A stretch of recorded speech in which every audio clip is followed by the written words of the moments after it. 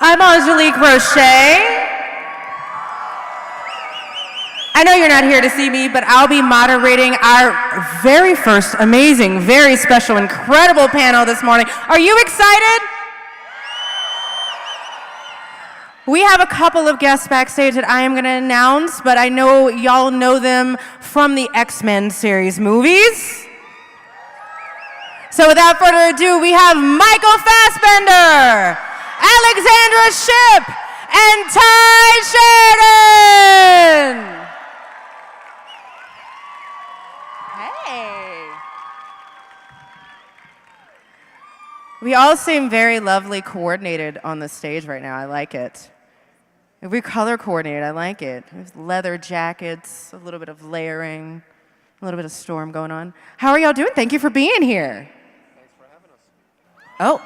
One, I don't two. think our mic. Thank you for having us. There we go. We're gonna try that one more time. Thanks for being here.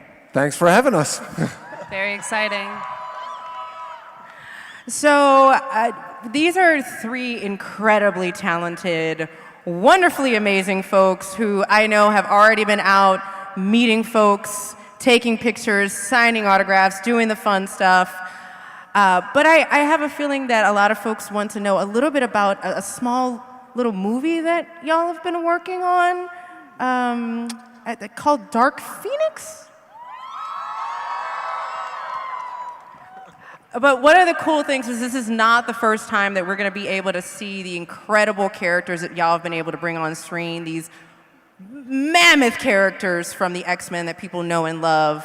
And so I'm going to start off with a question about an X-Men character named Magneto, who you can clap, you can cheer, it's okay. So, Michael, you have been playing this character for a minute, and it's a pretty complex character. Like, Magneto has a long history, he's a lot of emotions, he's a lot of friends, a lot of frenemies, and, you know, for playing someone so complex, you know, how do you tap into a character like that and get so in-depth into it? You know, everything always starts with the script, and so what the story they were trying to tell in that particular chapter, and then there's just so much source material there. So it was easy for me to see a history and see where the guy's coming from. Obviously, he's gone through a lot personally, and then I can draw from that, you know, from his childhood all the way through. He's been, you know, I guess let down by the human system through the years, and so it's very easy for me to sort of formulate his sort of mindset, or, you know, what his priorities are and what his belief system is. That's pretty awesome. And how, in the end of that, you have also this really cool character who can fly and do other amazing things, which is pretty amazing at the end of the day. But also, we have a couple other X-Men on stage. One of my personal favorites, Storm. So you got to reboot one of the most iconic X-Men characters. Like, I have interviewed so many celebrities who say that they've loved Storm, they've cosplayed Storm, they were Storm as a little kid off of the animated series. Like, it was the character. I mean, I have a mohawk. Like, I noticed that. We were just saying, we were like, she looks like Storm. Like, how badass. I love my Storm. You know, and also it was a really big deal for a lot of us who were fans because Storm had the mohawk.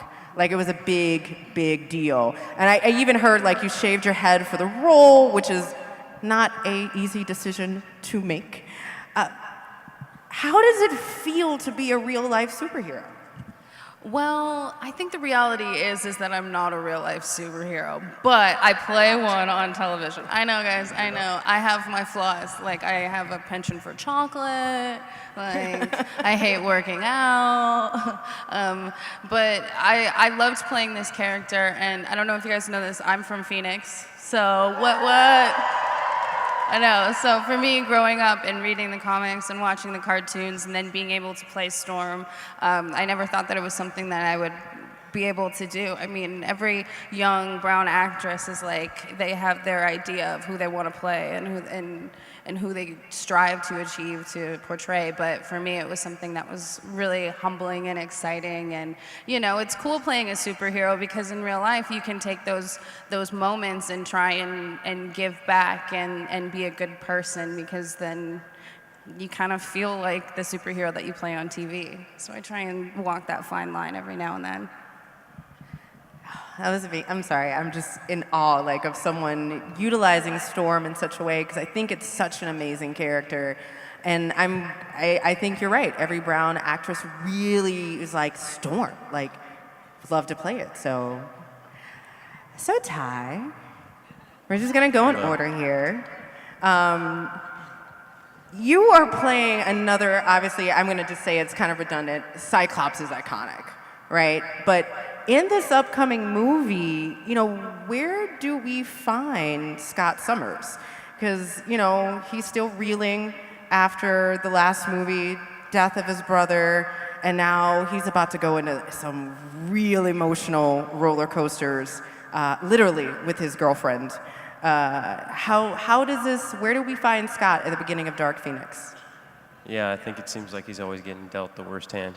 But no, everybody's much older, and he's a professor at the School for the Gifted, and he and Jean have been in a relationship now, and they have a strong connection with each other, and over the course of the movie, something happens, and she kind of goes crazy, and so he's just really dealing with, I think, the loss of that person, and also dealing with, you know, everybody's dealing with the loss of this person, and it kind of divides up the X-Men. So some really, really interesting character dynamics happening in the movie, and it's really exciting because I think he's a much more mature version than he was in the last one, and I think the relationship with Jean was something that we really got to explore a lot, and so that was really exciting, and yeah, no, I'm excited. I'm excited for all of you to see the movie.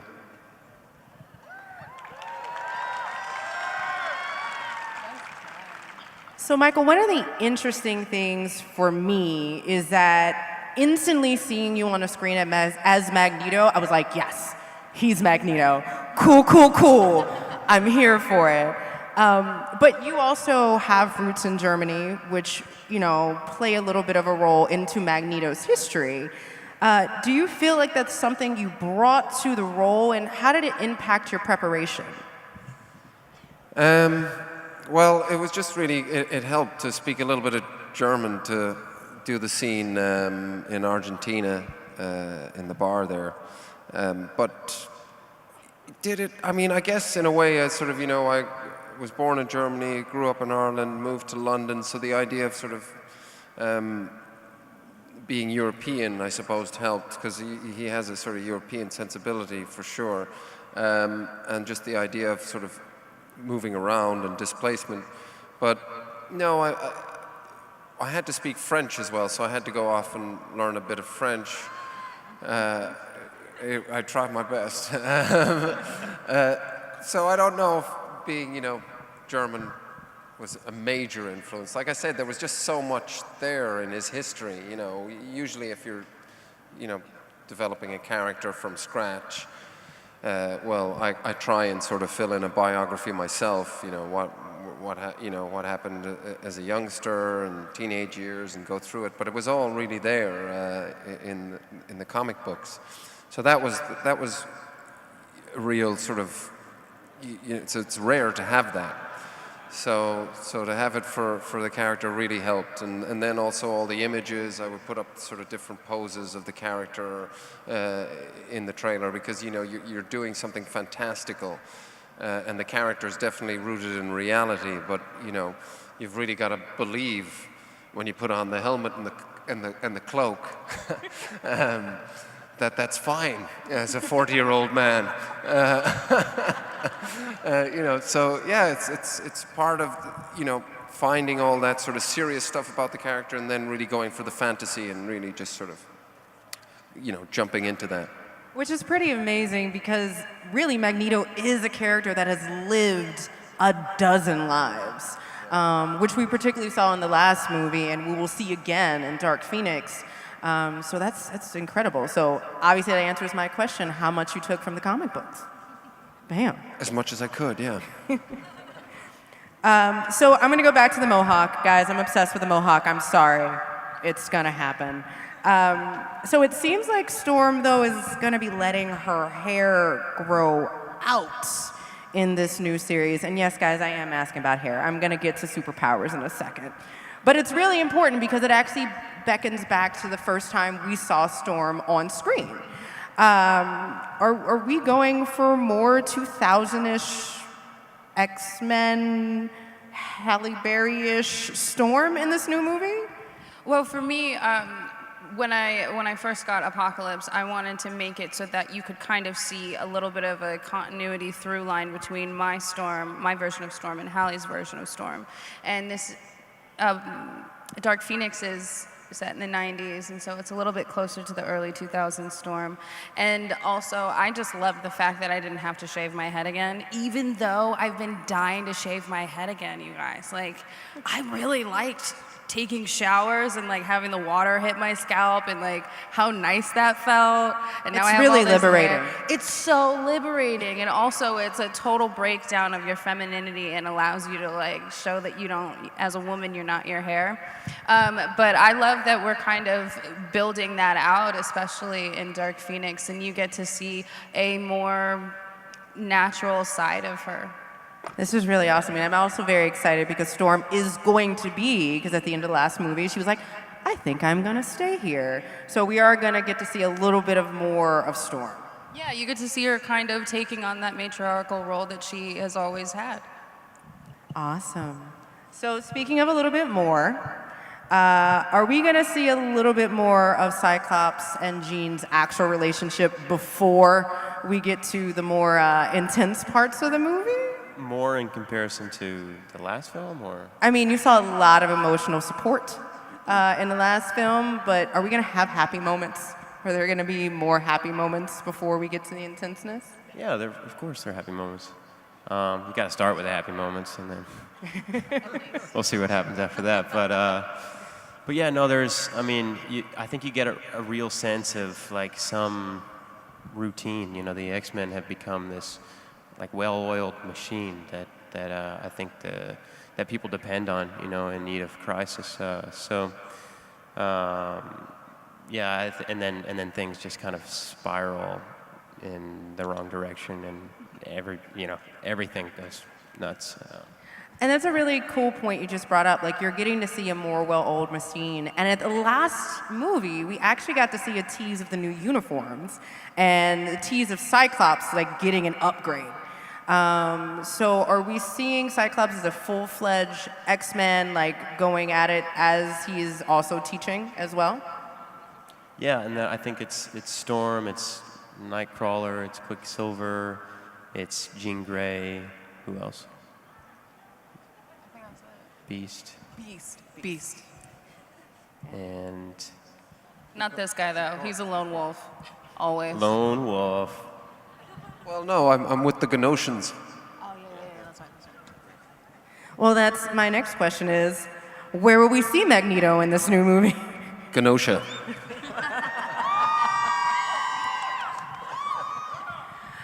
One of the things I love about this character is that it is complex. There is still hope there somewhere buried deep, deep inside of Erik's soul, even though he wants to throw the towel in and just go complete Magneto a lot of times, which I think is beautifully done on screen, and I think sometimes extremely difficult to do. So how will we see the relationship between him, his kind of band of mutants, and Jean develop in this new movie? Well, I think, you know, the Genosha is a pretty cool idea, and always it's that thing with Magneto. You can't really argue with his philosophies in some ways, but his methods, of course, are very extreme. But what he's done in Genosha is kind of cool because he's sort of stepped out of the conflict, if you will, and said, okay, you know, just give us this place that's our own and just leave us be, and we'll be self-sufficient, and anybody who's willing to sort of not bring violence to the area and sort of, you know, pitch in and do their part, then they have a home there and they're welcome there. And I think, you know, it's a pretty cool philosophy, and there's only something that happens outside of Genosha that sort of drags him away from this place that he set up. But it was cool when Simon Kinberg was, you know, developing Genosha, and we were walking around it, and it's like, you know, it's sort of off the grid, self-sustained community. It's pretty beautiful. But then, of course, then you see, you know, the other side of him. Once he makes a decision to do something, it's, you know, go big or go home.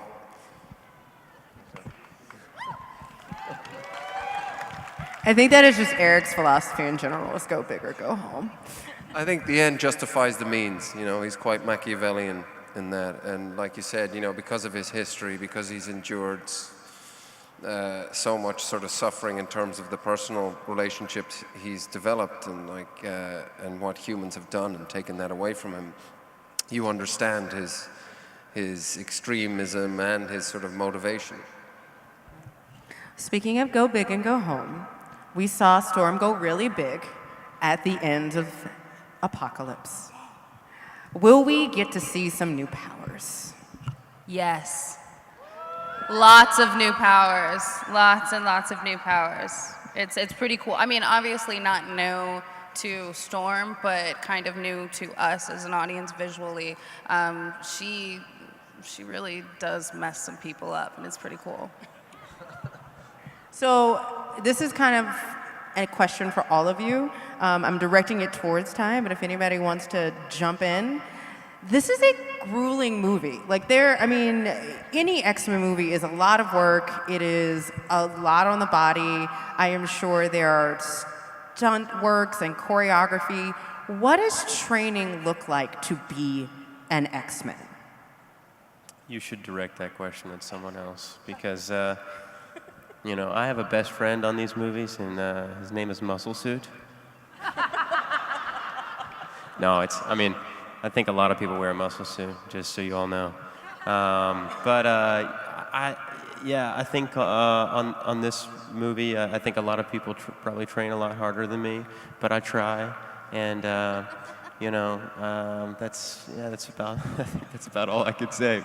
Michael's more in the gym and training quite a bit. I start with the spoons, and then I work through the cutlery. Tell me about the sevens. What is it, Eventually, the I get sevens? to pots and pans and start moving them around. It's a lot of mental training. Yeah, it's a lot of, you know, months of metal work. I definitely had to kind of get in shape because your girl's a little bit thicker than the comics. So I was like, all right, let me get my squats right, you know? I was definitely working out a lot, eating lots of vegetables, way less nachos.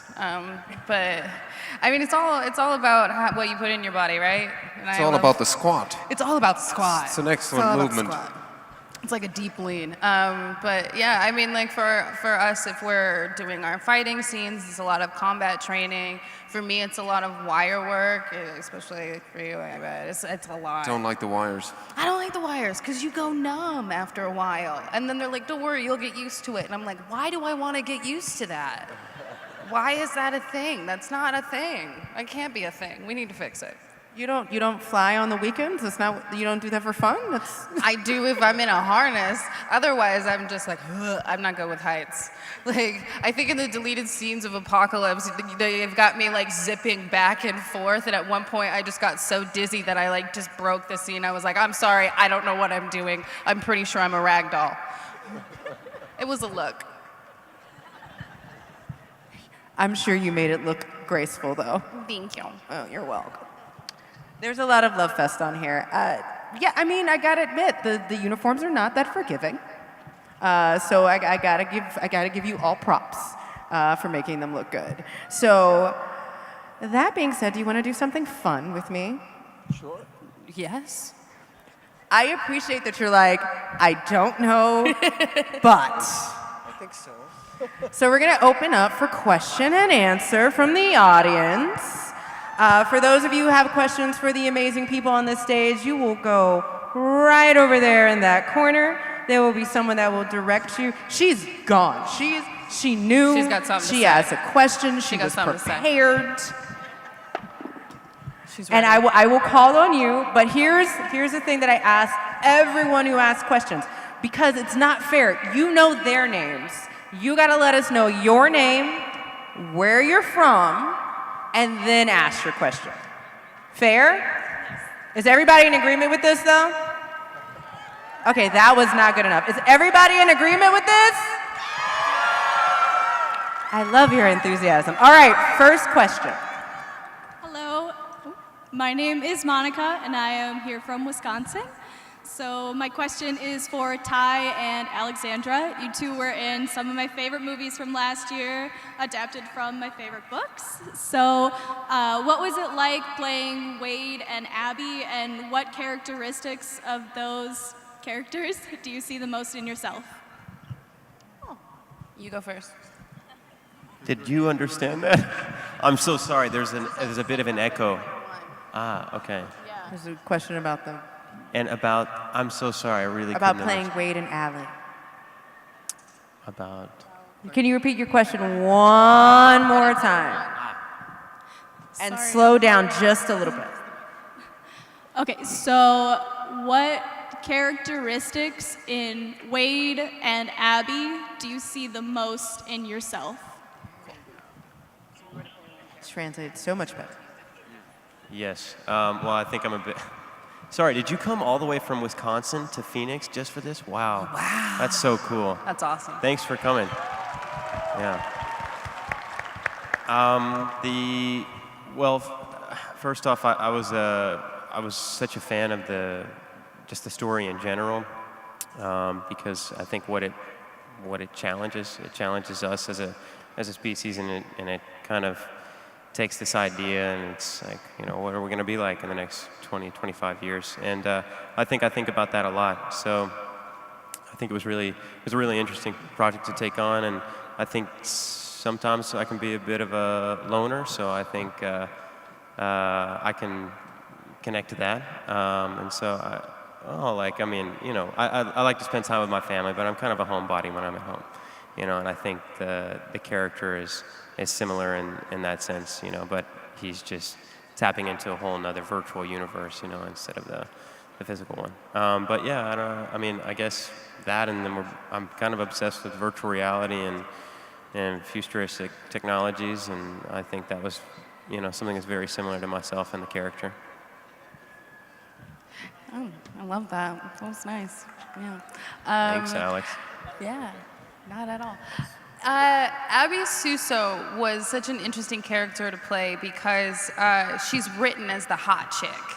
And for me personally, I wanted to play her as natural and goofy and original to her specific self, so that the audience could understand that the version of the hot chick isn't 6-inch stiletto heels in high school, which is super inappropriate.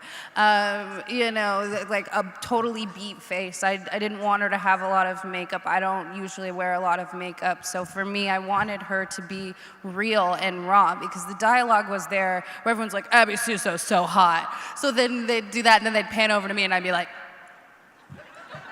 doing something weird, because that's hot. Something original and true to your own individuality is attractive. Not what everyone else is doing, not Instagram brows, not, Louboutin heels. You're hot. So that was what I tried to do with Abby, to connect to myself, and also to connect to young girls who are weird and think that that's unappealing, because it's super appealing.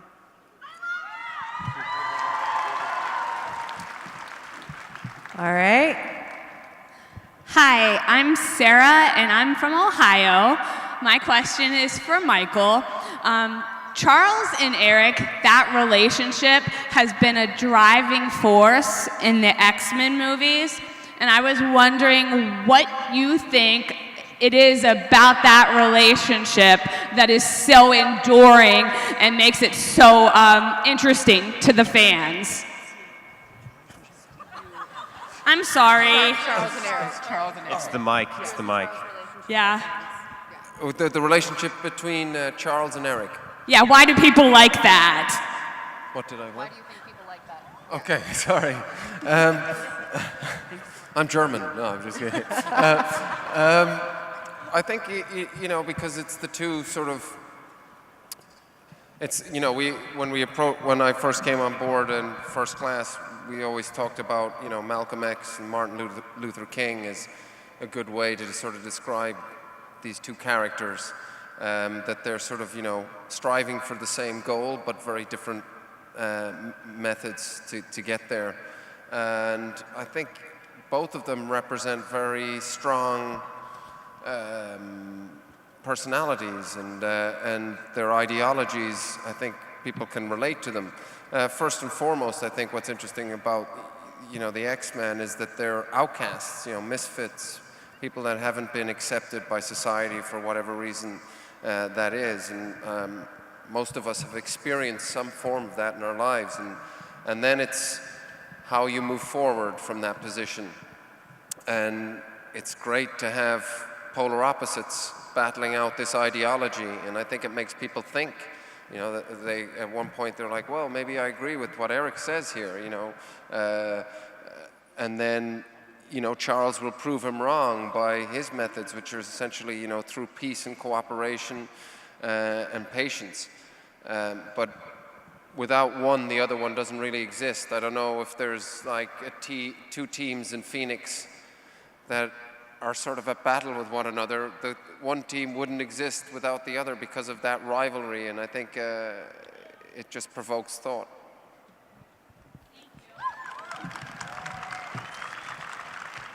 Hello, my name's Aaron. I'm from Arizona. This question's for Michael. What was it like studying for your role in Steve Jobs, the movie? What was it like studying it? Yeah, the character. That was, I'd say, to date, that's the toughest job I've done. The job's job. It was, just, you know, because the man, such a genius, and the effect and change that he's created in the world that we live in today. But just the amount of dialogue as well. And Aaron Sorkin, he's an incredible writer, but he writes to a very specific cadence, because it's like 190 pages. You can't really dilly-dally in the way that you deliver those lines, otherwise it's going to be a 2-hour, 40-minute film. And so everything's got to be at a pace. There's no time to sit back and think, what's my next line? You know, it has to roll off the tongue. And so it was just a lot of work with the script for me. It doesn't help that I'm slow at learning lines, I suppose. But yeah, just the pressure of playing that person and doing him justice, it was kind of stressful. Thank you. Yeah, you should have won the Oscar. I'm just going to say it. Thanks. Thank you. You definitely killed it. Definitely killed it. Thank you. Hi, I'm Brad, and I'm from Avondale, Arizona. And my question is, what would you guys rather be, a Power Ranger, a Transformer, or a Ninja Turtle? A Power Ranger, a Ninja Turtle, or a Transformer? I'd say Power Ranger. Big Power Ranger fan as a kid. I actually think I had a Power Ranger costume. Maybe dressed up for a Power Ranger for Halloween one year. Which one? What color? I think I was blue. I don't know. Red. That one. I feel like I'd want to be a transformer, but I'd want to like transform into like something other than a car. You know what I mean?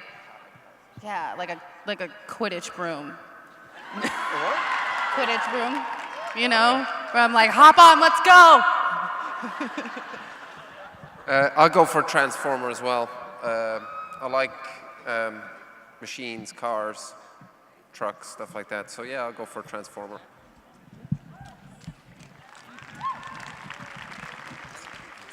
Hi there, my name is Diana. I'm from Texas. Michael, you're a total hottie. I wanted to ask you guys, what is it like, you know, filming in front of green screens and, you know, using all the strings, and then when you finally see the movie, seeing all the effects added? What is it like seeing yourself in that? crazy. It's pretty crazy because when we're flying around with these 100-foot green screens and we're reacting to these big battle scenes, you know, you're like, all right, yeah, they're whipping you in the face with a fan, like throwing some sand at your eyes or whatever, and you're in it. And then you watch it and you're like, huh, that's what it was. That's what that floating X that I was just, And then it becomes something and you're like, wow, had something completely different in my head. It's fun, it's cool, it's another aspect to this job that, you know, we don't usually get when we're not working with green screens and stuff like that. Yeah, I think we all have to take on a level of imagination, you know, because I think all three of us have a power that is not physically there when you're actually shooting these movies, whether you're like just straining like this or like you're moving your hand or whatever, you know. It's so there's definitely, I think, a level that you have to just be okay with that it's not there, and you just have to, you know, trust everyone around you, trust your visual effects supervisor and your director, and he's like, man, I promise there's going to be a huge thing coming at your face or whatever, or beams coming out of your eyes, and you got to react to that. And you're like, okay. And then I think so. Sometimes it's really fun when you see the final product because sometimes you don't know what to expect, and I think you almost have the same experience as you might have seen it as an audience member who had nothing to do with the film. So it's pretty interesting, actually. Yeah, I think for me, I suppose starting with the first visual effects film that I did was 300, and that was back in 2005. And then to see, cool, thanks. To see how it's sort of, you know, progressing each year is pretty impressive because these movies have become, you know, so popular. And CGI has become such a massive part of filmmaking, certain types of films anyway. It's incredible to see how advanced it gets each time we go back. You know, now you get to see on a computer a previs about what the scene's going to look like that you're about to do. And it's, you know, it's definitely not anything close to the end version, but it gives you an idea. And it's always fascinating to see that, to realize with these kind of films, the amount of people on set. You know, you have a crew of like 400 people, and all these components are going in to give the finished product at the end.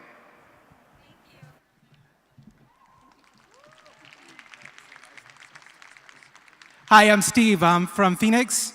Alexandra, since you're a hometown girl, what's the #1 restaurant that you crave, that you need to eat when you're in town? Good question. Ooh, oregano's. Oh, good choice. Pasta, garlic bread, come through, honey. What's good to eat there? Oregano's, they have this really great lasagna. Their lasagna is on point, and it's fantastic. And it's like, they'll bring you like this big thing, and you're just sitting there eating it. And then you can get the cookie thing at the end. It's like the pizookie, I think is what it's called. It's like a half-baked cookie. I always get one for myself. If you want one, you can have your own, because it's mine. You love food. I love how you love food. I love food. This is why I have to go on diets whenever I'm playing Storm, because I'm just like, oh, I just ate a pie for Christmas.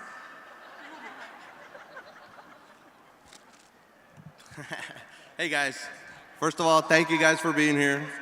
I love you guys, all of you, but I gave to see one person.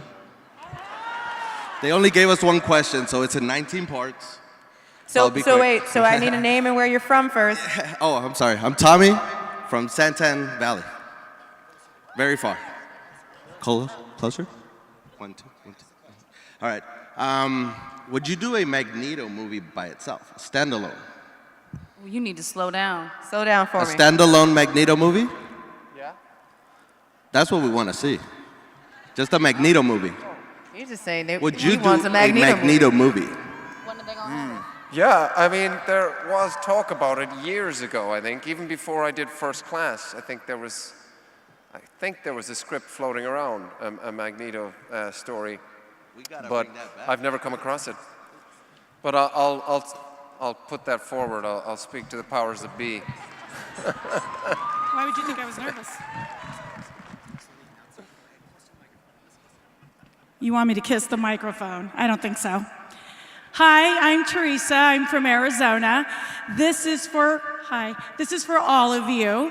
Which, although I really want Michael's answer first and last, which is your favorite X-Men movie?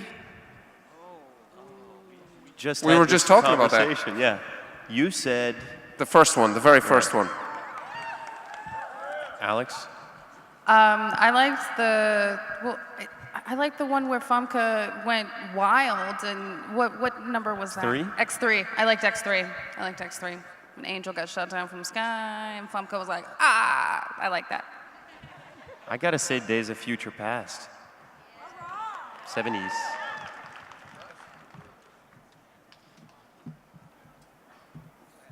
Hey guys, Pump for X-Men, Dark Phoenix. Question here is, other than your roles in X-Men, what has been your favorite movie that you've starred in and character that you've played? What's your favorite movie that you haven't starred in that you want to play? That they have starred in. Have starred in. I really love Tragedy Girls. That's my favorite because I got to kill a bunch of people and like use like blood cannons and yeah, I got to kill people and that was fun. And I feel like in real life I'd be like, but like on set I'm just like rubbing blood on people and like smacking people in faces with like prosthetic sawed-off arms. It's cool. I like that, and it was funny, and I like that too. I mean, I would be lame and say they're all my favorite because I think you learn more than you knew on the last movie than on every movie you do. But I think, I don't know, working with Steven Spielberg is very cool, and I learned a lot on that movie for sure. So maybe that was one of my favorite experiences. Yeah, ready? I'll go for Hunger. Probably, I don't know if anybody's seen it here, but that was kind of. I think that was like my first opportunity to, play a lead, and the first time I worked with Steve McQueen and the history, and Bobby Sands, and yeah, that would be it. Oh. So this is our last question. Hello, my name is Caden. And if you could have any mutant ability in real life, what would it be?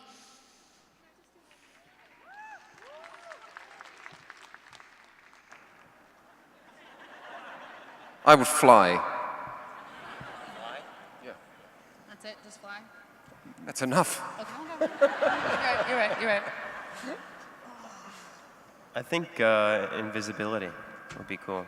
You'd never know I was there. You a freak. I'm a freak. That's awesome. I'd like to be able to change into other people, kind of like how Mystique does. I think that's really cool to like put on someone else's skin, or then like even like if I could do like a cross between like Michael and Ty and be like but like sitting in front of you, like I think that would be really cool. That sounds like fun. Did you just ship their powers? I did. I shipped their powers. Get it? Oh, I got a pun in. It was great. Well, actually, I feel like you were perfectly timed because that was going to be my last question to all three of you. And we only have one. Well, you know what? First of all, can we get a round of applause for this amazing panel?